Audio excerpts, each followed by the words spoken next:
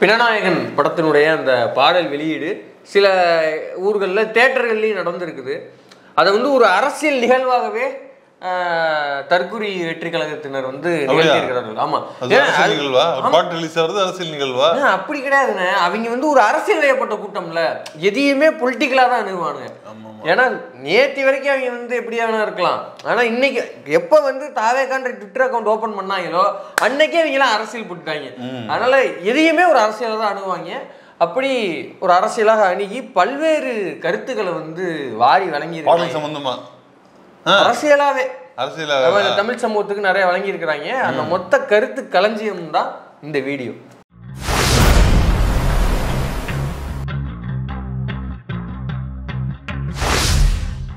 ஒன்ஸ்மார் கூட போட மாட்டாங்க. என்னன்னு கேட்டீங்கன்னா ஸ்டாலினோட அழுத்தமா ஓப்பனாவே சொல்றேங்க. எந்த ஒரு படத்துக்கு ஒரு ஃபர்ஸ்ட் லுக்ல இருந்து பாட்டில்ஸ்க்கு இவ்வளவு தடை, ஏன் பயமா? 2026ல டேய் உங்க புறா பத்தி வீட்டுக்கு அனுப்ப போறது ஒரு பாட்டை ரீரிலீஸ் பண்ணி திரும்பி இந்த பாட்டை ஒன்ஸ்மோர் போட விடல. இதுக்கு காரணம் என்ன கேட்டீங்கன்னா இந்த திருட்டு திராவிட மாடல் திமுக அரசு. ரொம்ப ஆர்வமா இருக்கேன் நான் தோழர்களோட அந்த அரசியல். யோசிச்சு பாருங்க, ஒரு பாடல் ரிலீஸ கூட அதுல என்ன அரசியல் இருக்கு அப்படின்னு தேடுற அந்த பார்வை இருக்குல்ல, அது ரொம்ப. அதாவது இப்ப இந்த பாட்டு ஒன்சுமோர் கேட்டா போட மாட்டேங்கிறாங்க. அதுக்கு காரணம் கேட்டா சிஎம் போன் பண்ணி தியேட்டர் ஆபரேட்டர்கிட்ட பேசிட்டேன், ஏய் இங்க பார் அவன் ஒன்சுமோர் கேட்பாங்க நீ போடக்கூடாது அப்படின்னு மிரட்டிட்டாரு. ஏன்னா சிஎம் கார வேலை இல்ல, எங்க பிணநாயகன் பாட்டு ரிலீஸ் ஆகுது, அந்த தியேட்டர் ஆபரேட்டர் யாரு, அவங்கெல்லாம் பார்த்து ஃபோன் பண்ணி ஃபோன்லாம் வாங்கி வச்சு மேட்டர் தானே அவங்க வேலை. அதனால வந்து உட்காந்து அழுத்தி இருக்கிறார் இது ஆப்ரேட்டரை, நீ வந்து போடக்கூடாது. எப்படி இந்த மாதிரிலாம் பேச முடியும் தவிர்க்க? அவங்களோட இப்போ ஆட்சினா சினிமாவும் அதில் தானே வருது. அப்போ நீங்கள் வந்து அவங்க கேட்டால் போட்டு தானே ஆகணும், நீங்கள் ஏன் போடலை அப்படின்னு ஒரு குற்றச்சாட்டு வருமா இல்லையா? இல்லை நீங்கள் யோசிச்சு பாருங்க, இது வந்து இதே அரசியலாகவே அவனை டீல் பண்ணுறாரு. நெருக்கடி கொடுக்குறியா எனக்கு? ஆமா உங்க தலைவா அப்படியே இல்லை இல்லை. எனக்கு என்ன தெரியுமா, எனக்கு இது ஒரு இதாக இருக்குது, இந்த மேட்ரை மேலே இருந்து கீழே வரைக்கும் பரப்பி வச்சிருக்காங்க பத்தியா. இது இதை கொண்டு எப்படி சேர்த்தாங்க? ஏன்னா நீங்க வந்து அரசியலாக கொண்டு போய் சேர்க்கறதுக்கு எவ்வளவு விஷயம் இருக்குது. கரெக்டா இதை மட்டும், அதாவது விஜய்க்கு ஒண்ணுக்கு வரலன்னா திமுக தான் காரணம், விஜய்க்கு வந்து பி வரலன்னா அதுக்கு திமுக தான் காரணங்கிற மாதிரி என்ன உடைக்கிறதுக்கு அங்க கண்ணாடி இல்லைங்க, இது திமுகவின் சரி.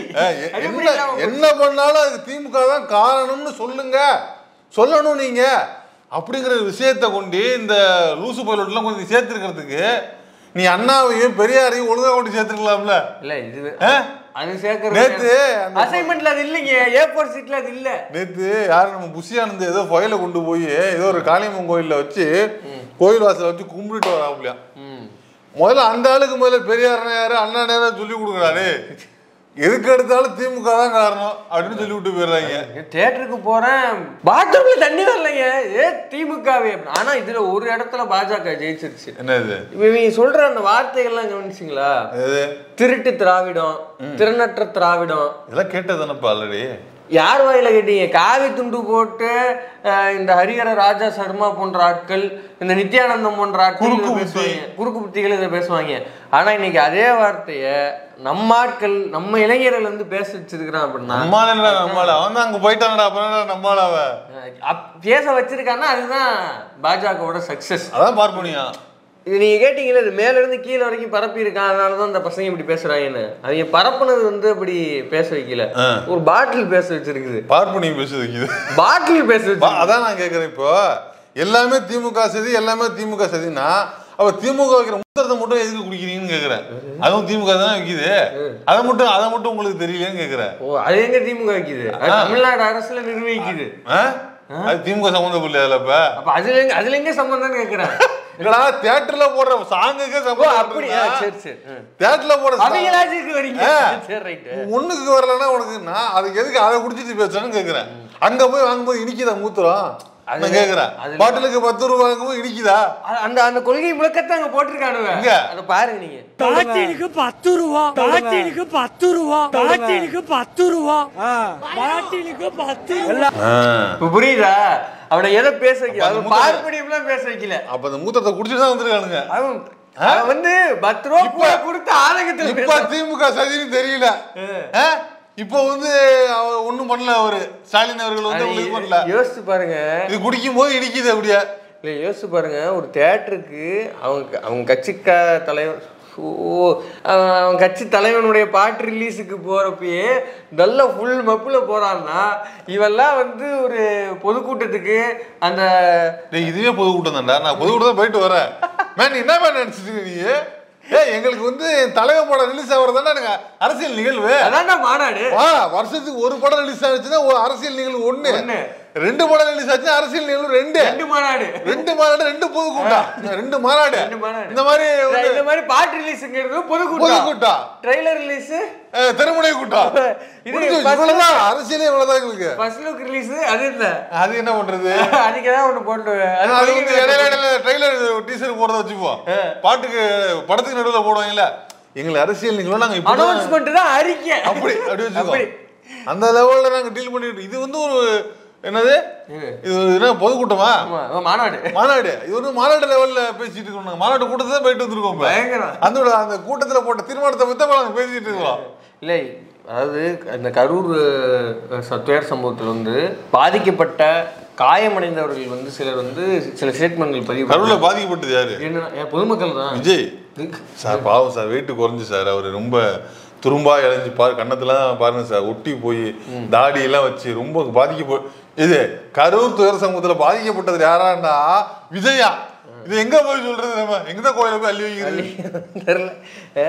அது வந்து பாதிக்கப்பட்டவங்க எல்லாமே சொன்னது என்னன்னா, நாங்கெல்லாம் கீழே காலிடறி தவறில கீழே விழுந்துட்டோம், நாங்க விழுந்தது கூட தெரியாம ஒரு கூட்டம் வந்து ஏறி இறங்குச்சு, அவங்களுக்கு வந்து விஜய பார்க்கணுங்கிற அந்த கேஸ்ல ஒரு பெரியவர் கூட சொல்லியிருந்தாரு.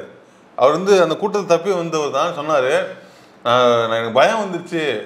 அதாவது சின்ன பயல கூட தாங்கக்கூடிய பயலுக அவனுங்களே வந்து என்ன பண்ணாங்கன்னா எல்லாரையும் போட்டு மிதிச்சு பிடிச்சி எல்லாரையும் பிடிச்சி தள்ளி, சின்ன பசங்க, ஏன்னா உயிர் பயம் வந்துட்டா கண்ணு முன்னாடி யாரும் தெரியாது, பிடிச்சி வீசி எரிஞ்சிட்டு போயிட்டே இருப்பாங்க. உயிர் பயத்தினால வந்தது கிடையாது, அதான் நான் திரும்பி சொல்றேன், பாட்டில பயத்தினால ஊத்துறதுனால வந்தது இல்ல. இவனுங்க பாருங்க, முன்னாடி ஒருத்தர் இப்போ கோயிலுக்கு குரூப்பா போறாங்க அல்லது ஏதோ ஒரு பொதுகளுக்கு போறாங்க, ஒரு லைன்ல ஒரு கியூல போற போது முன்னாடி ஒருத்தவங்க தவறி விழுந்துட்டாங்கன்னா நம்ம என்ன பண்ணுவோம், இதா போயிட்டு இருக்கோம், தவறி விழுந்தாங்கன்னா உடனே அவங்க தூக்க பார்ப்போம், விழுந்துட்டாரு சொல்லுங்க பாப்போம்.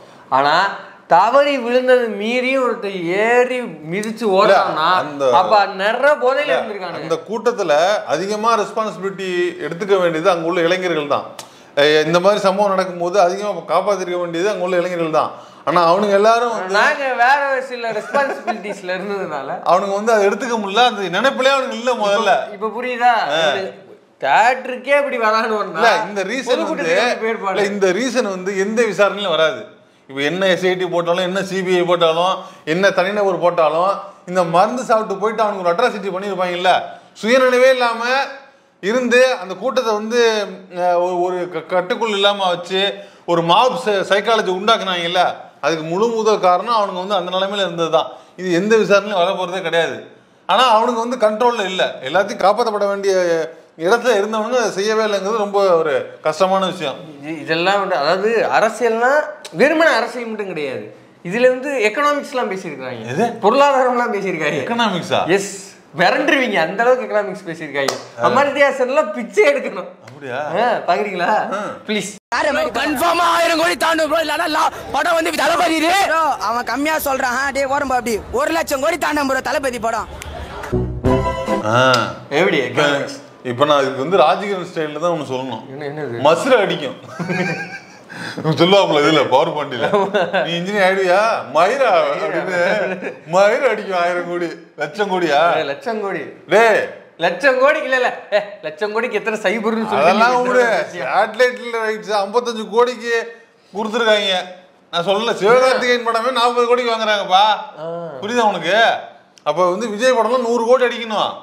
இங்கே ஒண்ணு நக்கிட்டு போகுது 1000 கோடி லட்சம் கோடி. சரி, அதெல்லாம் இருக்கட்டும். எனக்கு என்ன சந்தேகம்னா, பாட்டு ஒன்ஸ் மோர் கேட்டா கூட போட விடாம ஸ்டாலின் வந்து போன் அடிச்சு தியேட்டர் ஆபரேட்டர் சொல்லி தடுக்கிறாருனால படத்தை மட்டும் என்ன மாநாட்டு கொண்டு போய் சன் டிவி காரண்ட் விட்ட. ஆமா 55 கோடி சேட்டலைட் ரைட்ஸ் இல்ல. இத கேக்குறவங்க அத கேட்கல பாரு, அதான் அவன்கிட்ட அதுதானே கேட்கணும். எங்கள்கிட்ட வந்து கத்துறதுக்கு பாட்டை ஒன்ஸ் மோர் போட விடாம முக ஸ்டாலின் தடுக்கிறாருங்க. அவரு குடும்பத்தாள்கிட்ட ஏங்க நீங்க போய் படத்தை வைக்கிறீங்க உங்க ஒன்னு கேட்கல. ஸ்டாலின் வந்து ஒடுக்குறாரு, எதையும் பண்ண விட மாட்டாரு, எங்களுக்கு ஒண்ணு கூட மாட்டாங்க, பி விட வர மாட்டான்னு சொல்ல தெரியுதுல்ல. அவன்கிட்ட கொண்டு ஏன்டா படத்தை கொடுத்தீங்கன்னு கேட்கணும்ல. இந்த கேள்விய நாக்க புடுங்குற மாதிரி அவன்கிட்ட விஜய்கிட்ட வந்து தட்டி எழுப்பி கேட்கணும்ல, அதை கேட்கறதுக்கு துப்பு இல்லை. ஏன் தெரியுமா? ஊசி போட்டு வச்சிருக்காங்க. அதை கேட்க கூடாத அளவுக்கு ஒரு ஊசியை போட்டு முழுவதும் வந்து என்ன சொல்லுவாங்க, அந்த மாப் மென்டாலிட்டிடா ஒரு மாதிரி அந்த இது சொல்லுவாங்களே, மூளை செலவு பண்ணி வச்சிருக்காங்க அப்படின்னு சொல்லுவாங்க. அந்த மாதிரி பண்ணி வச்சிருக்காங்க. உங்களுக்கு எதிர்த்து கேள்வி கேட்காத அளவுக்கு கூட வச்சிருக்கானுங்க. அதான் நீ நியாயமா கேட்க வேண்டியது ஸ்டாலின் இல்ல, போய் உங்க அண்ணன்ட்ட கேளு. இதெல்லாம் கூட இன்னும் பல அரசியல் நகர்வுகள்லாம் செயல்பாடுலாம் பண்ணியிருக்காங்க. என்னது இதெல்லாம் ஸ்டேட்மெண்ட்டுகள். நான் இனிமே சொல்ல போறல செயல்பாடுகள். என்னது இப்ப பாருங்க. சென்னை அம்பத்தூரில் உள்ள ராக்கி திரையரங்கில் பாடல் திரையிடப்பட்ட போது பள்ளி மாணவர்களும் இளைஞர்களும் திரையரங்கம் முழுவதும் நிரம்பி இருந்தனர். ஆனால் சில வினாடிகளில் அந்த பட்டாசு சுழன்றபடி அருகில் கூடியிருந்த ரசிகர்களின் மேலே விழுந்தது. தீப்பொறிகள் பறக்க ரசிகர்கள் அலறி எடுத்து ஓடினர். அந்த ரசிகரின் கையிலும் சூடு தாங்காமல் அவர் பட்டாசை தூக்கி சாலையில் எறிந்தார். எப்படி எதிரா இந்த ஒலிம்பிக் ஜோதி இருக்கும்ல, ரிலே ரேஸ். ஃபர்ஸ்ட் பாத்தீங்கன்னா ரிலே ரேஸ், அதாவது கையில ஒரு ரேஸ் இருக்கும், அதை வந்து பாஸ் பண்ணி அனுப்புறாங்க. குச்சி மாதிரி கொண்டு, ஆமா, இதை கொண்டு ஓடி போய் இன்னொருத்தர் கொடுக்கணும், அது அவங்க வந்து ரவுண்ட் அடிப்பாங்க. அது மாதிரி இங்க இருந்து தியேட்டர் வாசல்ல இருந்து தூக்கி அடிச்சாங்க. மூத்த அணில் தேவர் வீசுவாரு, மூத்த அணில் அப்படி கேட்ச் பண்ணி அவங்க சுத்தி தியேட்டர் வாசல்ல இருந்து ரோட்டுக்கு தூக்கி அடிச்சிருக்கலாம். ரோட்ல பார்த்தா நம்ம அதிமுக இல்ல, இதுல அதிமுக புடிச்சு பின்னாடி அடிப்பா அடுத்த தெருவுக்கு. அங்க பிஜேபி கார, அங்க திருப்பி அடிப்பாங்க. அங்க RSS கார, அப்புறம் மொத்தம் இந்தியா மொத்தம் வச்சிருவாங்க. அப்படியே முடிஞ்சு போச்சு, சோழி முடிஞ்சு. இதான் வேலை இருக்கு. இல்ல யோசிச்சு பாருங்க, இதுதான் அரசியல். தூக்கி எங்க வேணா வச்சுட்டு இருக்கலாம். கரெக்டா அதிமுக கார்ல வச்சிருக்கோம் பாத்தீங்களா? அது என்ன இந்த இதோட இன்ஸ்பிரேஷன் எங்க தெரியுமில? இன்ஸ்பிரேஷனா? ஆமா, தெரியாதா? சிவகாசி படம் வந்துச்சுல, ஓப்பனிங் சீன் என்ன, அண்ணன் வந்து 10,000 தோல்ல போட்டு சிவகாசி அப்படின்னு சுத்திட்டே வருவாப்ல. அந்த இன்ஸ்பிரேஷன் எடுத்ததுதான் இந்த சீக்வன்ஸ். அங்க இருந்து அண்ணா தன்னை ஒரு சிவகாசியா ஃபீல் பண்ண வச்சு, இல்ல தலைவன் எப்படி சுத்தி போட்டான், அவன் டூப் வச்சு போட்டான், சிஜில பண்ணு தெரியாது, இதெல்லாம் சிஜில பண்ணு தெரியாது. நல்ல கேள்வி. கண்மையா வண்டிக்கிறேன், என்னங்க இதை மட்டும் இப்படி சிஜில மாத்தி போட்டுருக்கேன், இது மட்டும் கொஞ்சம் அப்படியே மாத்தி விட்டு எப்படா மாத்த முடியும்? இந்த லெவல்ல தான் இருக்கானுங்க இவனுங்க. கேட்டா ஜென்சிங்கிறானுங்க. ஐயோ தயவுசெஞ்சு சொல்லாதீங்க, இவனுக்கு ஜென்சி கிடையாது. ஆக்சுவலா காலேஜ் மிஸ் செய்த கொரோனா பேட்ச் இவனுங்க. அது எல்லாரும் மறந்துட்டானுங்க. கொரோனா பேட்ச் தான் ஜெனரேஷனோட பழிய தூக்கி போட்டு. அவ்வளவுதான். அடுத்து இன்னொரு ஒரு மிகப்பெரிய அரசியல் நிகழ்வு நகர்வு ஒண்ணு பண்ணியிருக்கிறாங்க. என்னது பாருங்க.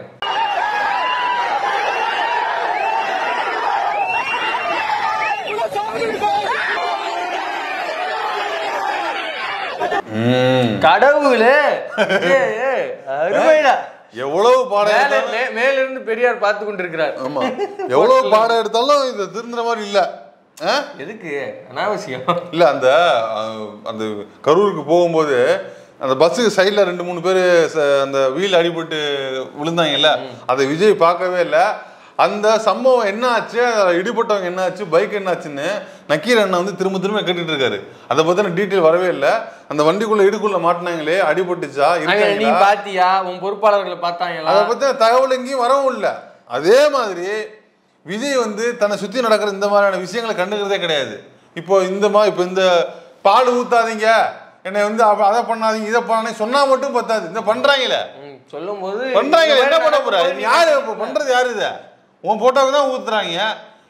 அதாவது எனக்கு நான் திரும்ப அரசியல் வயப்பட்ட கூட்டம் இல்ல, திரும்ப விஜய்க்கு சொல்றது ஒண்ணுதான். விஜய் இந்த மாதிரி ஒரு கூட்டத்தை வளர்க்கறது அது விஜய்க்கு ஆபத்தா போய் முடியும்னு பல தடவை சொல்றேன். பல தடவை முடியும். இப்போ தலையே அடிப்பண்டான் இல்ல, அதாவது நீங்க வளர்க்குற கூட்டத்தை உங்களை வாழ வைக்குதா இல்ல வந்து உங்களை அழிக்குதாங்கிறது நீங்க வளர்த்து விடுற கூட்டத்தை பொறுத்தான் இருக்குது. அண்ணா வளர்த்தாருன்னா அண்ணாவை 50 வருஷம் கழிச்சும் ஒரு கூட்டம் அவரை வந்து புகழ்ந்து பாடுது, இல்லை வந்து அவரை நினைச்சு பார்க்குதுன்னா அண்ணா வளர்த்த கூட்டம் அப்படி, பெரியார் வளர்த்த கூட்டம் அப்படி, அம்பேத்கர் வளர்த்த கூட்டம் அப்படி, மார்க்ஸ் வளர்த்த கூட்டம் அப்படி. ஆனால் நீங்க வந்து சீமான வளர்த்த கூட்டமோ இல்ல வந்து வேற யாராவது எம்ஜிஆர் வளர்த்த கூட்டமோ எப்படி நிக்குது? இன்னைக்கு எம்ஜிஆர் வளர்த்த கூட்டம் எப்படி நிக்குது? உள்ள துரோகங்களுக்கு செயல்பட நிக்குது. ஆம்புலன்ஸ் அடிப்போம் இல்ல எல்லாம் எப்படி நிக்கிறாங்க? ஃபுல்லா துரோகம். அவன் அடிக்கிறது, இவன் அடிக்கிறது, எவன் காலவா. இதுதான் எம்ஜிஆர் கத்து கொடுத்துட்டு போனது, கலைஞருக்கு கத்து கொடுத்துட்டு போனது இதுவா, பெரியார் கத்து கொடுத்துட்டு போனது இதுவா. ஆனால் சீமானுக்கும் விஜய்க்கும் நிச்சயமான எச்சரிக்கை என்னன்னா, நீங்கள் ஒரு கூட்டத்தை எப்படி வளர்க்குறீங்களோ அதுதான் உங்களை வந்து பின்னாடி உங்களோட இருப்பு இல்லாம போறதையும் உறுதி செய்யும். விஜய்க்கு நான் திரும்ப திரும்ப சொல்றதுதான், இப்படி ஒரு கூட்டத்தை வளர்க்கறதே அவருக்கு நல்லது இல்லைன்னு நான் சொல்லுவேன். திரும்ப ஓல்மீடியா வந்து நிப்பா, ஒன்னாலே சமாளிக்க முடியாது. அவன் மூச்சு முட்டாலாம் பேசுனீங்களே, சிம்பிளா நான் காட்டவாங்கன்னு என்னது பாருங்க.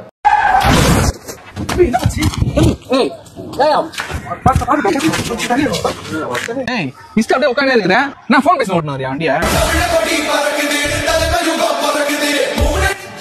சரிப்பா தம்பி, உனதுதான் தப்பு.